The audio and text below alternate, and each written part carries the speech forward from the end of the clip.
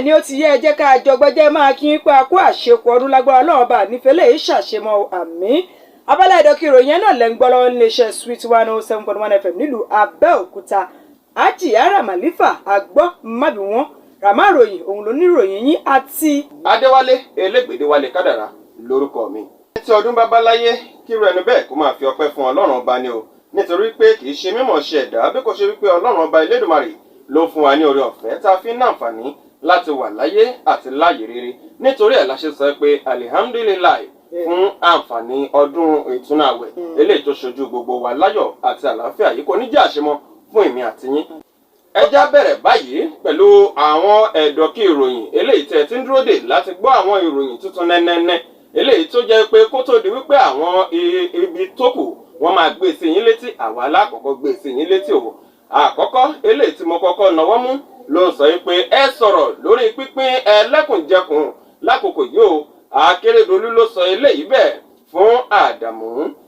Gómìnà ìpínlẹ̀ Ondo Olúwarótìmí Akérédolú ló ti rọ àwọn adarí nínú ẹgbẹ́ òṣèlú All Progressives Congress APC lórílẹ̀‐èdè yìí lábẹ́ aṣòfin àgbà Abdullahi Adamu láti tètè sọ̀rọ̀ lórí pínpín ẹlẹ́kùnjẹkùn eléyìí tí ó wà nínú ẹgbẹ́ òṣèlú All Progressives Congress náà láti díje dupò ààrẹ orílẹ̀‐èdè yìí o.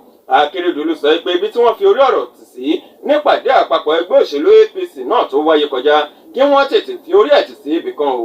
Akérédolú ló sọ eléyìí tó sì buwọ́lù bẹ́ẹ̀ ní Àkúrẹ́ tí ṣe olúìlú ìpínlẹ̀ Ondo tó sì ń jẹ́ kó di mímọ̀ pé apá gúúsù lórílẹ̀‐èdè yìí gangan ló kàn láti fa ààrẹ kalẹ̀ nínú ètò ìdìbò àpapọ̀ ilẹ̀ wa tó ń bọ̀ lọ́nà. Ẹ ó máa gbọ́ ẹ̀kúnrẹ́rẹ́ lájìmúná láàárọ̀ ọ̀la. Akérédolú nìkan kọ́ ló sọ̀rọ̀ ní apá bí eléyìí ni mo ti ń gbọ́ tẹ́nìkan tá a pè ní Edwin òun náà má ti mọ́rọ̀ sẹ́nu níbi tó ti sọ wípé ní tẹ́ ò bá ti jẹ́ kí ààrẹ kó wá láti ẹkùn ìdìbò gúúsù orílẹ̀-èdè Nàìjíríà lọ́dún 2023 ó lè má sí ohun tó ń jẹ orílẹ̀-èdè Nàìjíríà mọ́.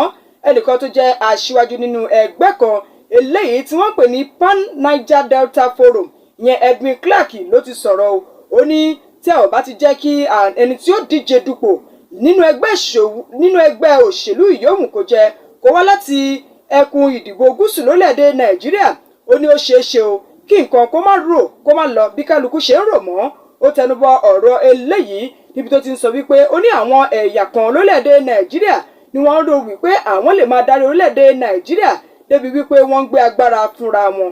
Ó ní wọ́n ń bọ́ agbára fúnra wọn léè tó sì jẹ́ wípé àwọn nìkọ̀kọ́ ni wọ́n wà lórílẹ̀‐èdè Nàìjíríà. Edwin sọ eléyìí lónìí ọjọ́ Ìṣẹ́gun Tuesday nígbà tí ó ń bá àwọn akọ̀ròyìn sọ̀rọ̀ lórí ẹ̀rọ amóhùnmáwòrán Arise TV. Gẹ́gẹ́ bí yóò ṣe sọ, ó ní ìdí tóun ṣe tètè fi ọ̀rọ̀ léde ni wípé ó ní wọ́n tuntun ti ń gbìmọ̀ láti gbé agbára eléyìí tó jẹ́ ti ààrẹ lọ́dún 2023 lọ sí àríwá lórílẹ̀‐èdè Nàìjíríà. Ó ní léyìí tí kò sì gbọ́dọ̀ rí bẹ́ẹ̀. Agbára ààrẹ nínú ẹgbẹ́ òṣèlú ìyóhùn tó bá fẹ́ jáde wọ́n gbọ́dọ̀ darí ẹ̀ padà sí gúúsù orílẹ̀‐èdè Nàìjíríà. Ó ní tí wọ́n bá ti ṣe léyìí ó ń túmọ̀ sí wípé ìjọba tó wà lóde ń pè fún àlàáfíà. ìròyìn yìí ó ju báyìí lọ tó bá di lójúmọ́ ọ̀la tó bá jáde ó gbọ́ síwájú sí lórí àjímúná. Àwọn ọ̀rẹ́ Màlàmí wọ́n fi àwọn ọkọ̀ dẹ̀ǹdẹ̀dẹ̀ǹdẹ̀ tọrọ fún àwọn kan o. Òṣìṣẹ́ Màlàmí ló sọ eléyìí bẹ́ẹ̀.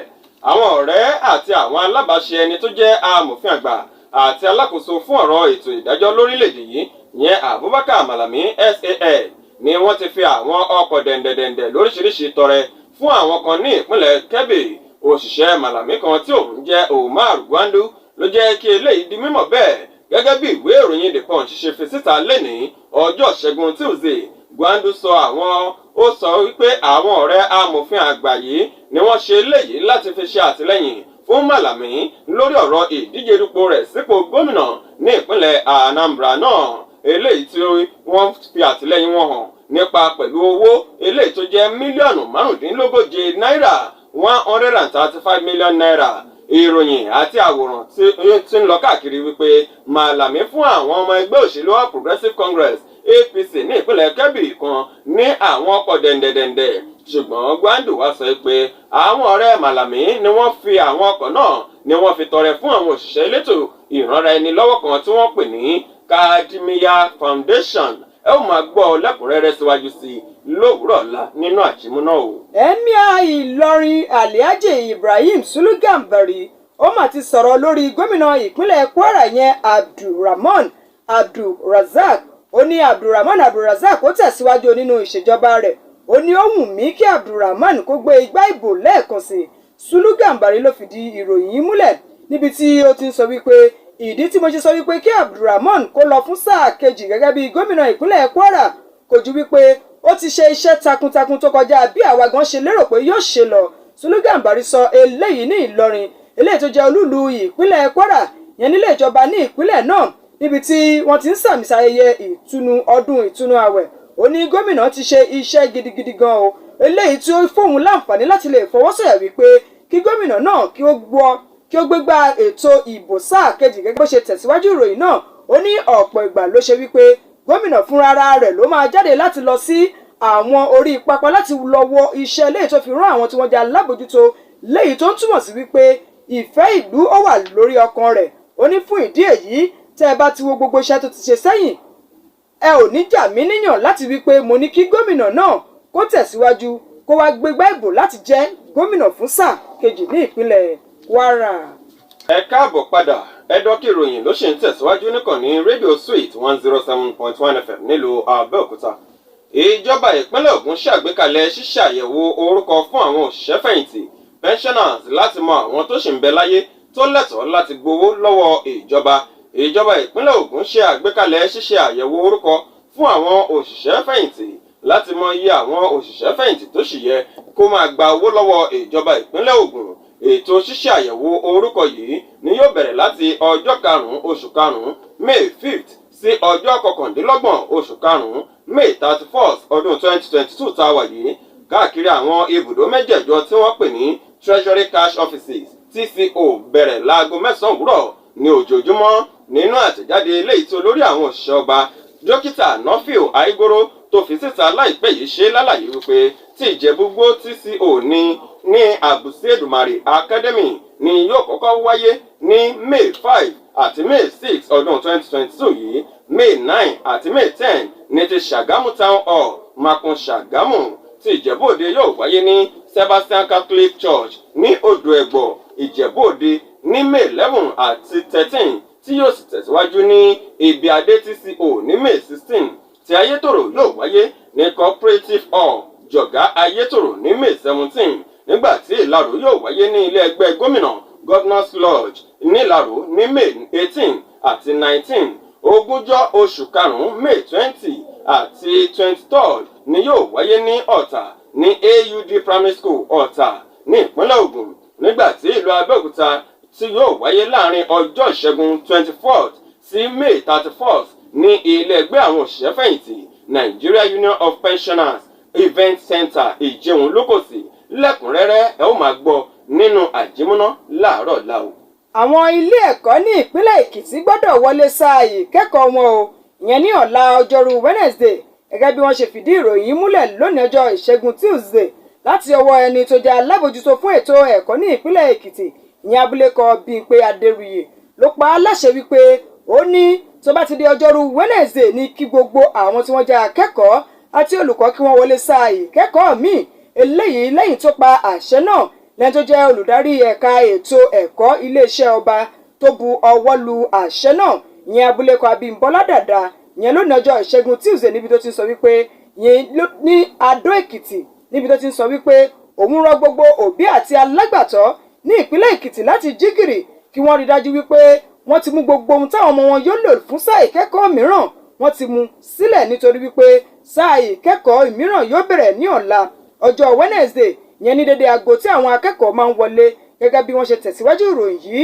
Wọ́n ní ẹni tó jẹ́ alákòóso fún ètò ẹ̀kọ́ náà wá fi àdúrà sẹ́nu wípé òun gbà ládùúrà pé gbogbo àwọn ọmọ wọn náà yóò wọlé láyọ̀ àtàláfíà, wọn ò ní wọlé lékú lọ́wọ́. Àwọn òbí náà wọn ò ní ṣàárẹ̀ mìíràn ṣàmì lápá bí. Ìròyìn ṣì ń tẹ̀síwájú níkànnì rédíò Sweet 107.1 FM.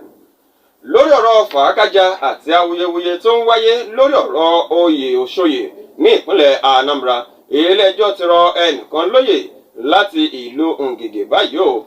Ilé-ẹjọ́ gíga ti Anambra tó kalẹ̀ sí Ògìdì tí adájọ́ Pete Obiora ṣe adájọ́ rẹ̀ ló ti rọ ẹnìkan lóyè báyìí gẹ́gẹ́ bí ọba agbègbè kan tí wọ́n ń pe agbègbè náà ní Alọ́ ní ìjọba ìbílẹ̀ Ìdẹ́milẹ̀ nípínlẹ̀ Anambra ìyẹn Igwe Mark Anthony Okonkwo fún wípé ó ń pe ara rẹ̀ ní ọba ti Alọ́.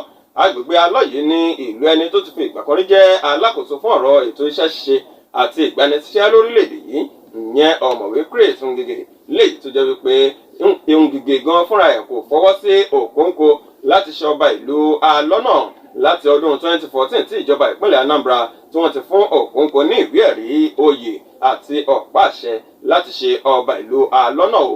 Ẹ̀kúnrẹ́rẹ́ bó ṣe jẹ́ àti bó ṣe jù bẹ́ẹ̀ lọ ẹ ó máa gbọ́ bó bá di láàárọ̀ ọ̀la láti múná o. Udom Emmanuel ó ti ṣe àbẹ̀wò sí Ọbásanjọ́ níbi tí ó ti ń sọ wípé tó ti ṣe ìlérí wípé òun ti ṣe tán láti gba orílẹ̀-èdè Nàìjíríà kalẹ̀ àti wípé òun ti ṣe tán láti tún orílẹ̀-èdè Nàìjíríà ṣe gẹ́gẹ́ bí a ṣe mọ̀ wípé tètò ìdìbò bá ti ń bọ̀ báyìí ní kálukú máa ń rè ṣe àbẹ̀wò. Ìdí rèé tí a ṣe gbọ́ wípé Emmanuel lọ ṣe àbẹ̀wò ìyẹn ni tó jẹ́ gómìnà ìpínlẹ̀ Akwa Ibom. Wọ́n ní ó lọ ṣe àbẹ̀wò sí bàbá Ọbásanjọ́ yẹn nílé rẹ̀ tó wà ní Abẹ́òkúta lólùlú ìpínlẹ̀ Ògùn. Gẹ́gẹ́ bí wọ́n ṣe tẹ̀síwájú ìròyìn yìí wọ́n ní nígbà tó dé ilé bàbá ẹni tó jẹ́ ààrẹ orílẹ̀-èdè tẹ́lẹ̀ rí Olúṣẹ́gun Ọbásanjọ́ níbẹ̀ ni wọ́n ní Emmanuel tí wá ń sọ wípé ó ní bàbá mo mà ti ṣe tán láti díje dupò sí ipò ààrẹ orílẹ̀-èdè Nàìjíríà lọ́dún 2023 àti wípé inú